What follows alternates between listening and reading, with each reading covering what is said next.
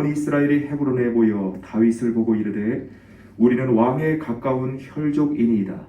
전에 곧 사울이 왕이 되었을 때에도 이스라엘을 거느리고 출입하게 한 자가 왕이시었고 왕의 하나님 여호와께서도 왕에게 말씀하시기를 네가 내 백성 이스라엘의 목자가 되며 내 백성 이스라엘의 주권자가 되리라 하셨나이다 하니라. 이에 이스라엘의 모든 장로가 헤브론에 있는 왕에게로 나아가니 헤브론에서 다윗이 그들과 여호와 앞에 언약을 맺음에 그들이 다윗에게 기름을 부어 이스라엘의 왕으로 삼으니 여호와께서 사무엘을 통하여 전하신 말씀대로 되었더라. 아멘. 내가 함께하리라 라는 제목을 통해서 하나님의 말씀을 듣겠습니다. 역대상 11장 9절입니다. 만군의 여호와께서 함께 계시니 다윗이 점점 강성하여 가니라. 그렇습니다. 하나님께서 함께 하시니 다윗은 어디를 가든지 승리할 수 있었습니다. 그러면 하나님께서 어떻게 그와 함께 하셨는지를 성경을 통해 교훈을 듣겠습니다. 첫째, 하나님께서 계획을 세우셨습니다. 일찍이 아브라함과 이삭과 야곱을 부르셔서 이스라엘 나라를 세우셨습니다. 이 역사는 아브라함에게 하신 언약이며 이삭에게 하신 맹세이며 야곱에게 세우신 율례 곧 이스라엘에게 하신 영원한 언약이었습니다. 또한 하나님은 아브라함과 그의 후손들에게 말씀하시기를 내가 가나안 땅을 내게 주어 너의 기업의 지경이 되게 하리라. 그리고 나의 영광을 모든 민족 중에 나의 기이한 행적을 만민 중에 선포하라 하셨습니다. 그러나 이 역사의 흐름이 남과 북으로 갈라져 하나님의 계획대로 되지 않고 있었습니다.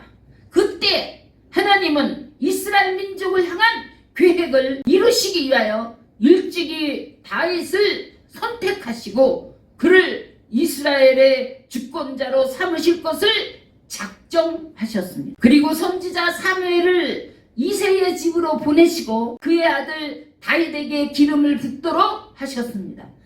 이 일은 창세 때부터 아브라함과 그의 후손들을 통해 하실 작정된 계획이셨습니다. 둘째, 기름 부음 받은 다윗은 어려서부터 지혜로웠습니다. 이 지혜는 하나님의 영으로부터 나온 것이었습니다. 다윗은 보잘것없는 어린 목동이었지만 하나님께서 그와 함께 하심으로 물맷돌 하나로 거인 골리앗을 물리쳤고 이스라엘을 블레셋으로부터 구원할 수 있었습니다. 하나님께서는 다윗을 정금같이 연단하시기 위해 죽음과 같은 환난을 통과하게 하셨습니다. 하나님은 다윗으로 하여금 넘실대는 강을 건너는 것 같은 고난 속에 있게 하셨고 흉흉한 파도가 몰아치는 바다를 향해 하는 것과 같은 때도 있게 하셨고 불같은 시련의 때도 있게 하셨습니다. 하지만 그는 강에 빠지지 않았고 폭풍 같은 바다에 침몰되지 않았고 불같은 시련에도 타서 죽지 않았고 도리어 크게 승리할 수 있었던 것은 하나님이 그와 함께 하셨기 때문입니다. 셋째, 그리고 때가 되어서 하나님께서 다윗에게 한 모든 약속을 신실하게 지키셨습니다.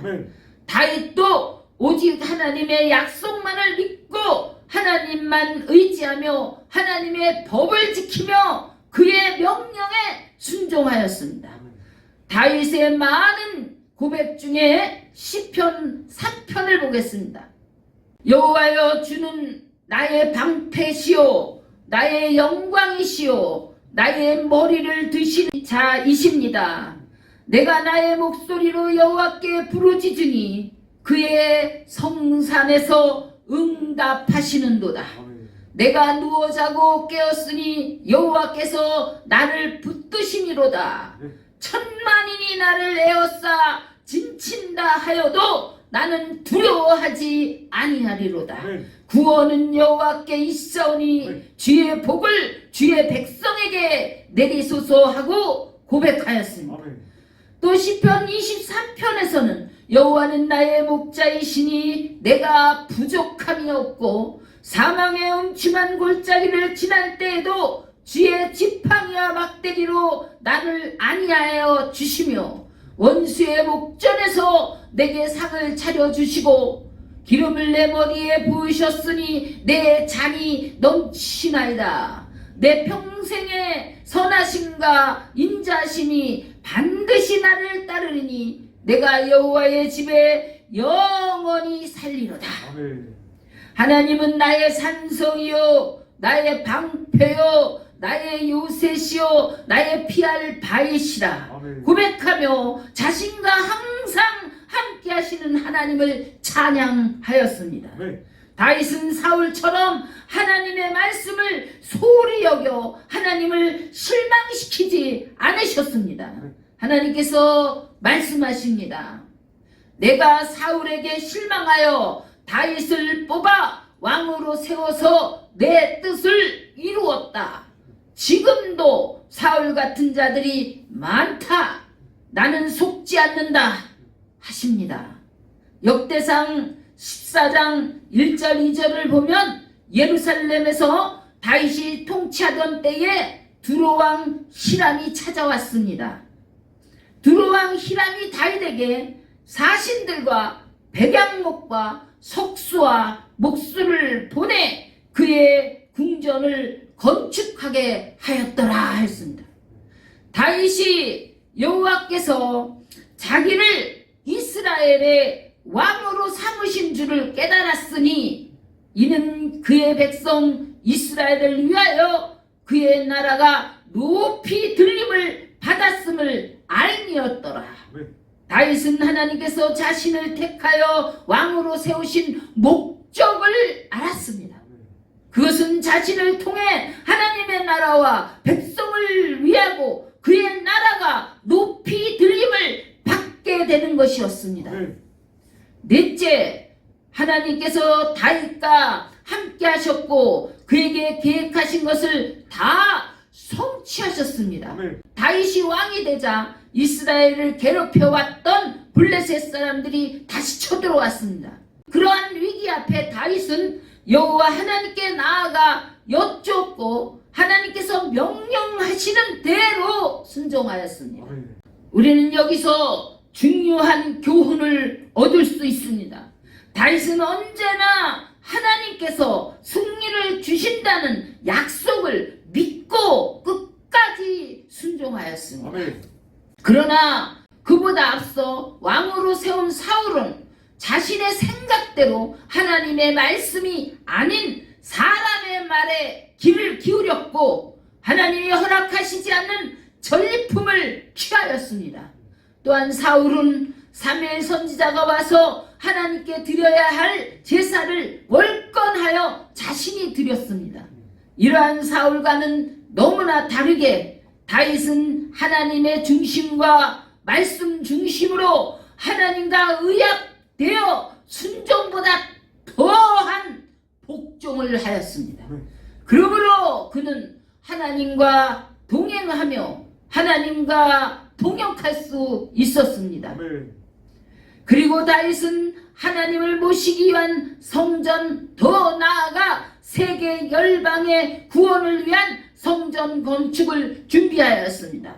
이를 위하여 그는 성전 건축에 필요한 모든 것들을 준비하였고 그의 아들 솔로몬으로 하여금 성전을 건축하도록 하였습니다.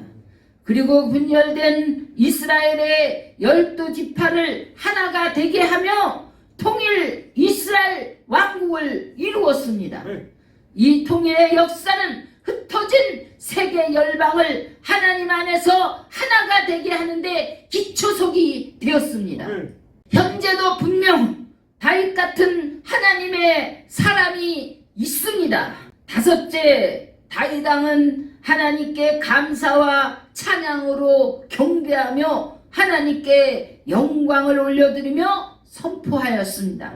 이 모든 역사를 하나님께서 함께 하심으로 부르심의 삶을 살아드릴 수 있음에 감사하셨습니다. 하나님은 다윗에게 하나님의 뜻을 행한 후에 복을 주셨습니다.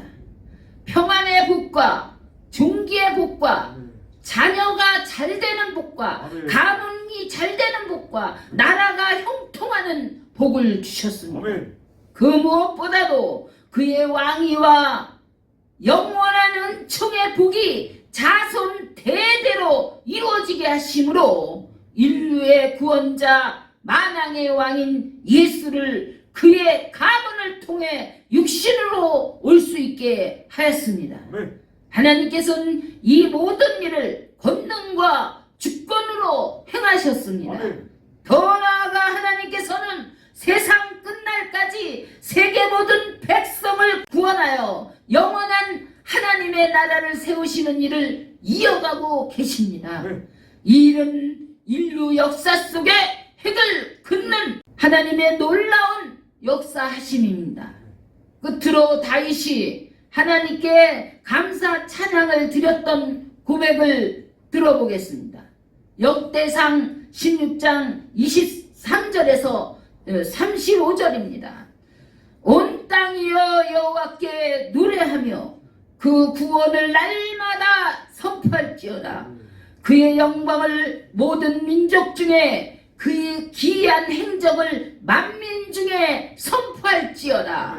여호와는 위대하시니 극진히 찬양할 것이요 모든 신보다 경외할 것이며 만국의 모든 신은 헛것이나 여호와께서는 하늘을 지으셨도다. 여러 나라의 종족들아 영광과 권능을 여호와께 돌릴지어다. 온 땅이여 그 앞에서 떨지어다. 세계가 굳게 서고 흔들리지 아니하는도다. 하늘은 기뻐하고 땅은 즐거워하며 모든 나라 중에서는 이르기를 여호와께서 통치하신다 할지로다. 바다와 거기 충만한 것을 외치며 밭과 그 가운데 모든 것은 즐거워할지로다. 그리할 때 숲속의 나무들이 여호와 앞에서 즐거이 노래하리니 주께서 땅을 심판하러 오실 것이미로다. 여호와께 감사하라. 그는 선하시며 그의 인자심이 영원함이로다. 너희는 이르기를 우리 구원의 하나님이여 우리를 구원하여 만국 가운데서 건져내시고 모사 우리로 주의 거룩한 이름을 감사하며 주의 영광을 드높이게 하소서 할지어다. 이 다윗 왕의 모든 고백이 저와 여러분 모두의 고백이 되시기를 주 예수 그리스도의 이름으로 축원드립니다.